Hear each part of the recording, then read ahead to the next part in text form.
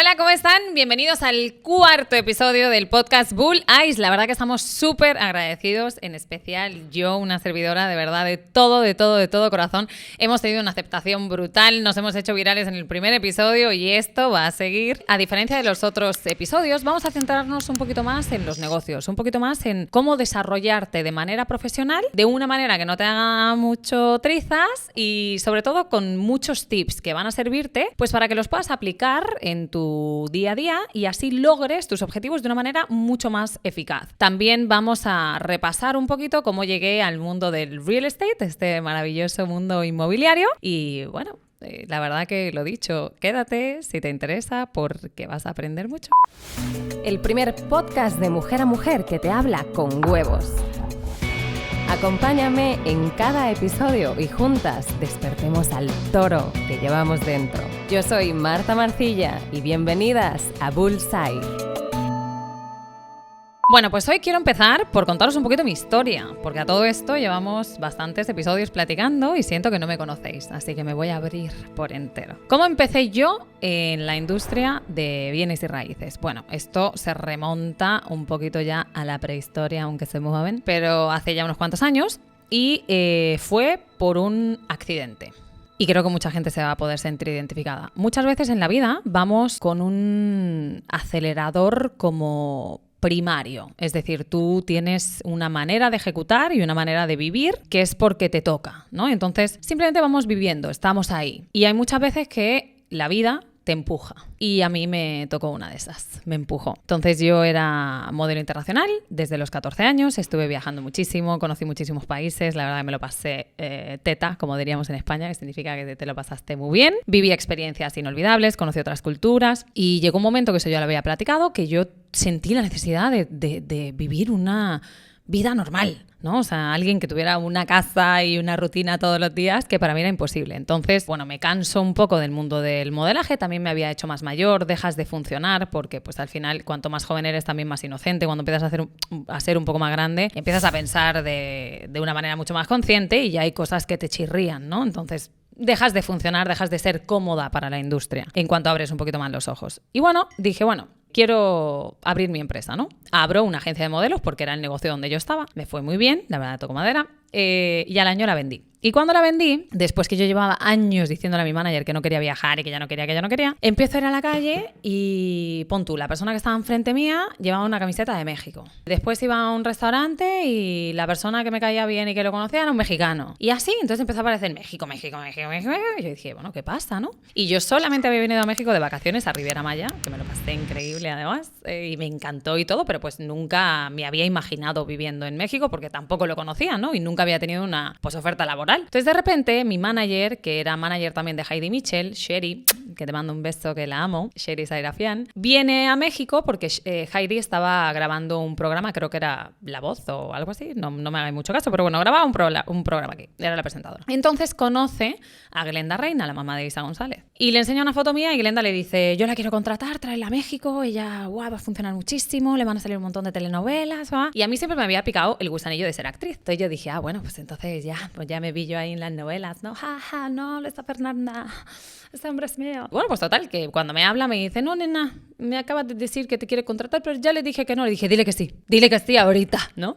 Y, ¿en serio? Le dije, sí, o sea, sí quiero. O sea, llevo muchos días y le expliqué esto que os acabo de contar, ¿no? Como viendo México, todo México, es una señal, voy. Total, que llego a México y para no hacer larga la historia, hago un montón de castings para novelas, no quedó ninguna. Era un poco mala actriz, pero yo lo hacía con mucho amor, ¿eh? Y entonces, bueno, pues ya me regreso a España después de un año en México, ¿no? Porque seguía trabajando como modelo y pues yo ya no quería. Y cuando regreso a España me encuentro con una realidad que ahí te llega el momento quiebre de la historia, atentos.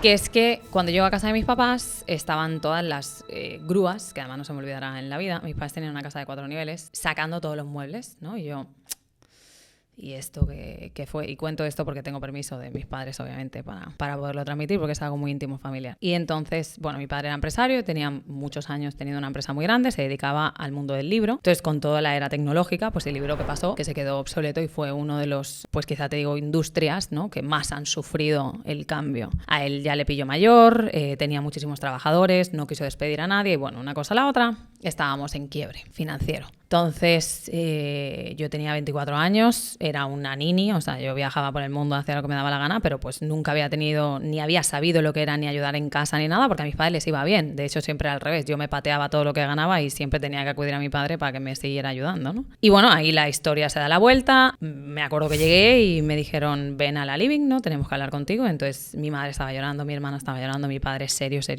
Y bueno, ahí me contaron, ¿no?, que pues nos habíamos arruinado y que venía una época dura y que pues mi padre se iba a poner a buscar trabajo y bueno, un montón de cosas que la verdad que ya no me acuerdo porque yo mentalmente tengo algo que es que obvio las cosas que me hicieron daño y como que las olvido, no sé si a alguien más le pase, pero a veces una vez me acuerdo contando a mis ex olvidé a uno, había sido tan malo el güey, pero bueno, sí fue una situación pues como os he dicho antes un accidente, ¿no? Un momento en el que la vida te empuja y te empuja de verdad y no te da opción. Entonces en un momento de quererme yo sincerar con un amigo que yo había conocido además aquí de vacaciones, o sea que ni siquiera lo conocía y yo soy alguien súper mega metida hacia mí, introspectiva, o sea no cuento nada, no me abro con casi nadie y ese día por Facebook además, imagínate, me acuerdo, hablando con él le conté, mis padres han arruinado y necesita a mi padre en trabajo, ¿da? Y me dijo, oye, ¿por qué no lo traes? En Riviera Maya se venden muchas propiedades, él es muy buen vendedor y que empieza a vender. Total, que los convencí. Vinimos a Riviera Maya como de vacaciones 2 semanas, hicimos varias entrevistas y bueno, en una empresa como que dieron a entender que contrataban a mi papá siempre y cuando yo viniera en el paquete, ¿no? Y entonces, bueno, pues yo dije, mira, mis padres han estado para mí toda la vida, mi familia estaba apoyándome porque siempre he sido una cabra loca, no tengo cómo decir que no y aparte me apetecía ayudar a mi familia. Yo dije, este es mi momento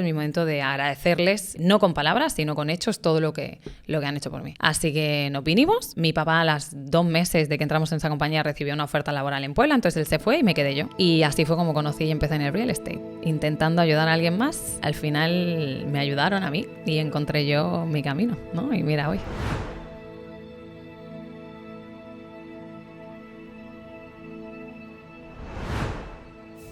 Dicho esto, ¿cómo empecé ahora? Sí, en bienes raíces. Bueno, pues yo entro en esta compañía, que además le estoy muy agradecida porque fue mi casa por bastante tiempo. Al principio me acuerdo que era un shock tremendo para mí porque no entendía absolutamente nada. O sea, a mí me hablaban de broker externo, broker interno, el notario, el contrato de promesa de compraventa, el fideicomiso, y yo decía, cortocircuitando todo el día, ¿no? Entonces, me hacían ponerme como de sombra de otros vendedores que ya estaban en la compañía y me acuerdo que nadie me contaba nada, ¿no? Hasta que hubo uno que fue el único que hizo de profesor y me explicó bien, ¿no? Un desarrollo. Además, en aquel momento que te digo, era el 2015. O sea, piensa que en Playa habían 2 obras, a lo mucho, ¿no? O sea, no había prácticamente nada y nosotros éramos la única compañía que existía en ese momento. Grande. Bueno, ese hombre me explicó también el desarrollo, que finalmente mi primera venta la hago ahí, ¿no? Y la hago con broker y además me acuerdo perfecto porque el dólar estaba a 14 y yo cobré como 26.000 pesos. O sea, nada, además todo lo hice mal porque yo llegué aquí, quise vivir en Playa Car pensándome que sería más rápido, entonces todo mal a nivel financiero. Pero bueno, el caso que vendí esa y después ya no vendí más. Pero claro, ahora estamos en una era en la que los vendedores yo les digo que son los millennials de las ventas y al que le quede el saco que se lo ponga y se lo lleve, que se lo regalo. Porque no me dan leads, el cliente no me contesta, todo se lo tenemos que dar hecho, ¿no? En mi época éramos unos salvajes, o sea, nosotros íbamos a la guerra, las empresas no existía el marketing como existe hoy, no había una generación de leads, no había nada más que estar en la guardia 8 horas esperando que alguien llegase o que un broker externo que ya tenía muchos clientes porque llevaba muchos años, te registrase un broker y pudieras lograr un tour y hacer una venta. Entonces las posibilidades eran bastante menores a las que hay hoy, mucho más. Y bueno, vendo eso y no vuelvo a vender.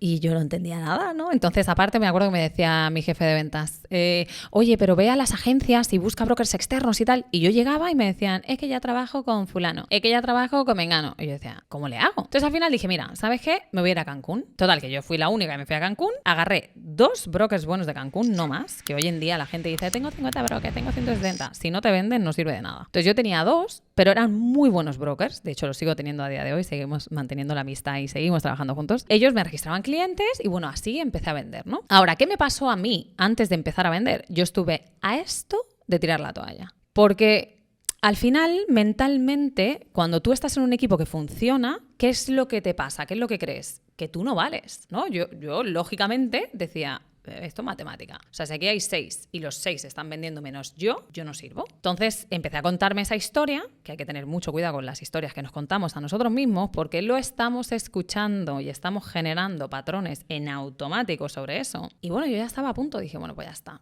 Ya no tenía dinero, no podía subsistir más, estaba sola en playa, tenía un gran danés que yo no comía, pero mi gran danés comía siempre, mi bufón, besa al cielo, mi perro bonito. Y bueno, la empresa en ese momento decide regalarnos un coaching con Diego Dreyfus.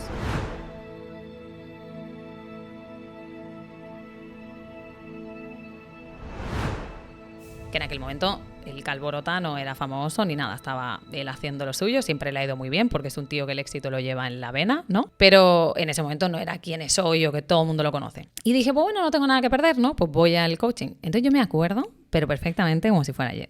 Éramos 12 en la empresa, ¿no? Y estábamos en una mesa y él se puso a decirles a todos cuál era su don. Entonces yo...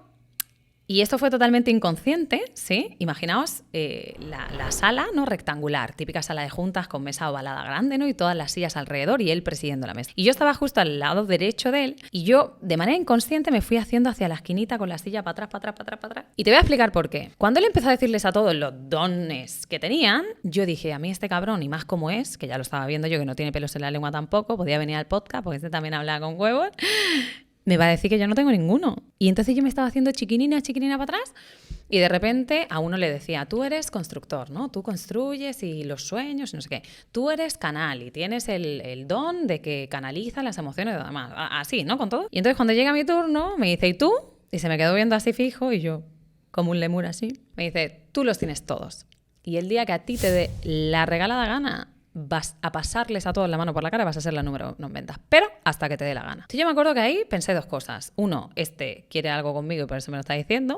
Y 2, solo me quiere motivar, ¿no? Para que no me venga para abajo. Y entonces me miró y me dijo, ¿y si te estás preguntando si quiero algo contigo? No te lo estoy diciendo por esto. Yo, nunca me había pasado que me leen la mente, ¿no? Y bueno, seguí el coaching con él. Duró 3 semanas. Luego él se va y regresa como al mes y medio. Cuando regresa... Y esto es algo que energéticamente lo tengo todavía aquí, el sentimiento. Me acuerdo que él entró a la oficina y preguntó, bueno, ¿cómo les ha ido, no? Y todo el mundo contestó lo mismo. No mames, perdón, Pi. No mames, la güera, Diego, o sea, está chingón, ya está como la número 1, está vendiendo un montón, Y hasta que escuché a la gente decirlo, me cayó el 20, ¿me crees? Y entonces dije, huevo, sí es cierto, sí estoy vendiendo. ¿Qué hizo él conmigo? Me ofreció una guía en un momento en el que mis padres no me la podían ofrecer por la situación que estábamos pasando. Yo era demasiado joven y no la encontraba dentro de mí, me sentía muy perdida. Entonces él lo que hizo fue como organizar, ¿no? Dentro de ese organizar, que era enfocado a mi vida profesional y funcionó, lo que él tocó fue mi vida personal, porque al final van muy unidas las dos. Hay mucha gente que pareciera, yo cuando hablo con ellos, ¿no? Parece que sean 2 o 3 personas a la vez. No, mi vida privada, mi vida de pareja, mi vida laboral. O sea, al final es tu vida entera y la abrazas entero y todo tiene diferentes colores y diferentes matices y diferentes momentos. Entonces hay momentos en los que estás haciendo algo para ti, pero que también va a repercutir en tu vida laboral. Entonces, moviendo las fichas que él me dijo que fueron claves, que básicamente era yo estaba en una relación tóxica, déjalo, no veas a los clientes como un trozo de filet mignon, ¿no? Entonces, búscate un trabajo que te dé el sueldo mínimo para que tus gastos estén cubiertos, para que no se te quite el hambre nunca. Entonces yo me metí de hostess en la Quinta, que además fue muy divertido porque yo me frustraba mucho, no me daban propina. Y yo, oye, remangada, que ponía las mesas y todo. Y entonces un día le digo a un señor, disculpe, porque a la otra hostel le daban todos propina, ¿viste? Y a 20 pesitos, a esto, al otro, y a mí nadie. Y le digo, disculpe, ¿porque a mí no me dan propina? Y me dice, hombre, ¿cómo le vamos a dar propina a la dueña del restaurante? Digo, ¿que la dueña de qué? Si yo soy la hostess. Entonces la percha, yo siempre la he tenido mucho y no me daba propina porque se creía que era la dueña del restaurante. Pero bueno, logré los objetivos porque finalmente lo hice solo 1 mes y medio, ¿no? Pero sí que es verdad que en cuanto tu cabeza sabe que tus gastos fijos están pagados, ¡fum! Es como que te sueltas a vender, ¿no? Y ya no es la necesidad, ya no te necesito, te prefiero porque quiero llegar a mis objetivos, porque quiero tener un mejor estilo de vida, porque me quiero comprar lo que yo quiera, porque quiero ayudar a tal persona, por lo que sea. Pero ya no es una necesidad, que ahí vive un poco la escasez, la necesidad. Es un te prefiero. Entonces empecé a adoptar este te prefiero en mi vida en todo, en lugar del te necesito. Y para mí esa fue la clave, ¿no? Entonces empiezo a vender y llega un momento en el que me enamoro perdidamente del que había sido mi mejor amigo durante 13 años, ni más ni menos, y me quedo embarazada. Entonces la compañía en la que yo trabajaba había crecido mucho, ya era mucho estrés, habían cambiado a varios gerentes, yo amaba al primer jefe de ventas que tuvimos, ¿no? Dije, ¿sabes qué? Me apetece pasar un embarazo siendo gorda en la playa. O sea, vivo en el Caribe, estoy en el mejor lugar del mundo, quiero disfrutar este momento también, ¿no? Y ya, renuncié. Entonces cuando me salgo, mi exmarido es actor de telenovelas y me empieza a llevar a todos los eventos de telenovelas, ¿sí? Y yo como, en primera, le hablo igual a todo el mundo porque para mí todos somos seres humanos exactamente iguales, ¿no? Sin ninguna diferencia, independientemente de lo que tengas. Esto también, para abajo. Yo le hablo igual a la persona que está limpiando un camerino que a la que tiene 800 millones, porque todos somos seres humanos y merecemos el mismo nivel de respeto. Me llevaba muy bien con todos porque pues soy cagada, ¿no? O sea, si digo cosas así, de repente me llega la inspiración y hago una broma acidona, pesada, ¿no? Así. Y les hacía gracia y entonces les empecé a vender a todos los famosos y me convertí en la broker de las estrellas de Riviera Maya. Hasta que el SAT un día me dijo, como persona física no puedes facturar más de tanto, necesitas abrir una empresa. Y yo, ¿y cómo se hace esto, no? Entonces ya, buscamos abogados, todo, y así fue como nació Grupo Salash.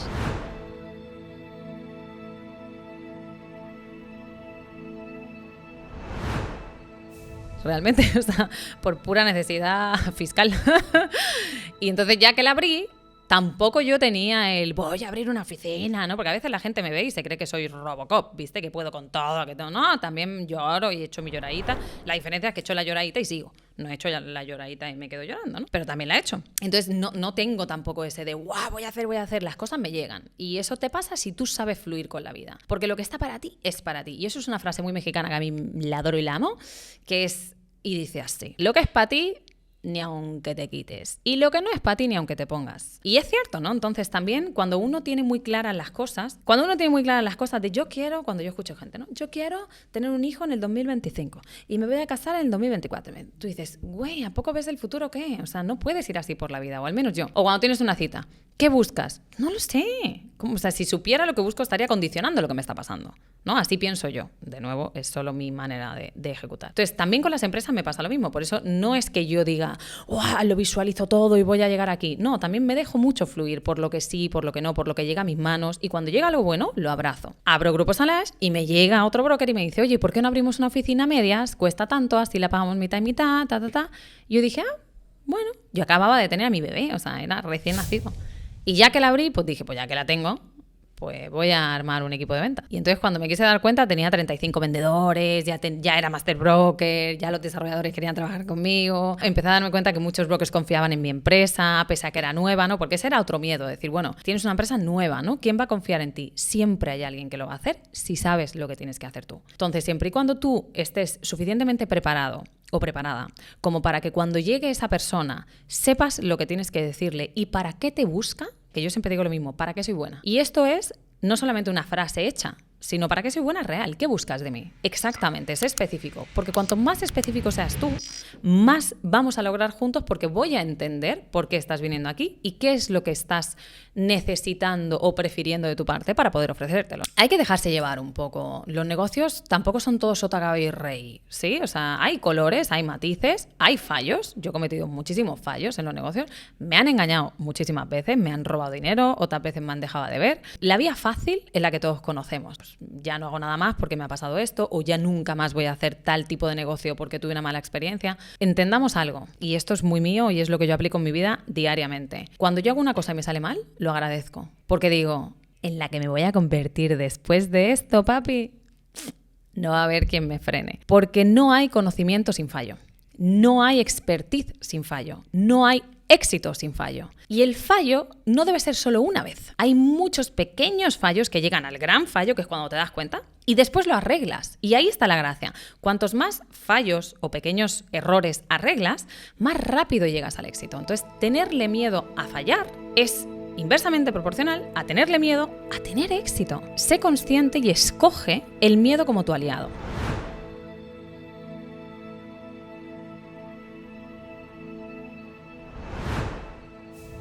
Seas valiente, ¿no? O sea, utiliza el miedo para que te dé para adelante, para apretar el nitro. Y luego, cuando tengas un error, o cometas un error, o tengas un resbalón, velo desde la abundancia. Es decir, si tú pierdes $100.000, te duele, porque a nadie nos gusta perder dinero. Ahora, ponte en mente abundante. Es decir, imagínate que tuvieras $800 millones en el banco. ¿Te dolería igual perder $100.000? Y vas a decir, qué fácil, ¿no? Que lo diga, que lo pienses. A mí me ha pasado y me he tenido que esforzar, no sabes tú cuánto, para ponerme en la mente abundante. Porque cuando estás en esa mente abundante, en lugar de que dejes que eso te tumbe, lo que haces es que lo arreglas. Y entonces aquí has perdido 100, pero aquí ganaste 300. Y eso es la vida. Y así es con todo. ¿Cómo llegas a saber cuando, por ejemplo, tus hijos se portan bien o se están portando bien? Porque se han portado mal y lo comparas y dices, órale, qué bien se están portando ahorita.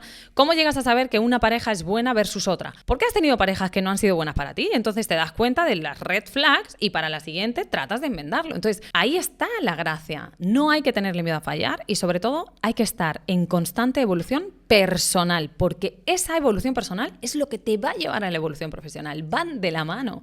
No puedes ser una persona de mierda y tener éxito, porque tarde o temprano te van a venir a bajar. Entonces, para tener éxito, el éxito tampoco va a llegar a ti si eres una persona de mierda. Tienes que ser una persona que se trabaja, tienes que ser una persona que ayuda, tienes que ser una persona consciente, tienes que ser una persona que entiendas que los celos no van con el negocio. Hay mucha gente, vendedores sobre todo, que dicen, yo no quiero que me hagan sombra porque me van a copiar. ¿Qué tiene? Regálalo, ese es tu talento. Nadie va a ser igual que tú por más que intente copiarte. Nunca va a pasar, porque todos somos muy diferentes. Y aparte, es innato. Si alguien intenta copiar como yo hablo, como yo me expreso en una junta, porque le hace gracia, no lo van a lograr porque no son yo. Igual que si yo intento copiar al otro porque me encantó lo que dijo, no lo voy a lograr porque no soy el otro. Hay una parte muy básica, y más en el día en el que estamos hoy, que yo lo venía pensando en el coche y dije, ¡buah, qué poderoso el amor propio! Porque ese amor propio, bien llevado, te va a conducir a donde tú quieras en la vida. Y cuando te digo a donde tú quieras, es a donde tú pinches quieras. O sea, no hay límite. Entonces, para mí, una de las claves que os puedo dar o tips es no tengas miedo. Si lo tienes, haz las cosas con miedo. Pásalo, aprende, comete cuantos más errores puedas mejor y sobre todo seas consciente de que si estás cometiendo errores, estás en el camino indudablemente a tu éxito. Y ahora sí que sí, hemos llegado al final de este cuarto episodio y como ya se está convirtiendo en algo que me está gustando mucho hacer, me voy a despedir con un poema. Y lo voy a dedicar a todos los hombres que habéis respondido el video en el que yo estaba diciendo que a las mujeres 2.0 nos gusta no que nos rueguen, sino que nos demuestren. Y si eso te asusta, vamos a tener que seguir hablando y mucho de este tema. El esfuerzo es algo que denota el interés. Sin él no existe. No caigas en la trampa del ego, de pensar que sentimos de manera igual.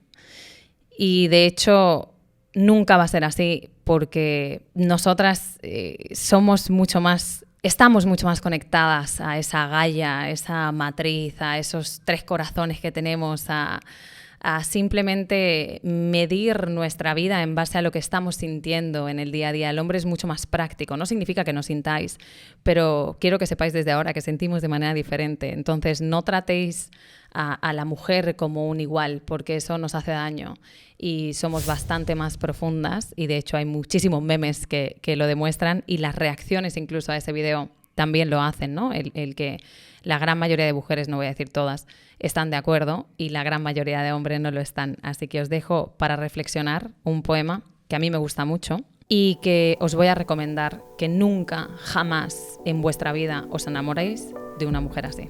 No te enamores de una mujer que lee, de una mujer que siente demasiado, de una mujer que escribe.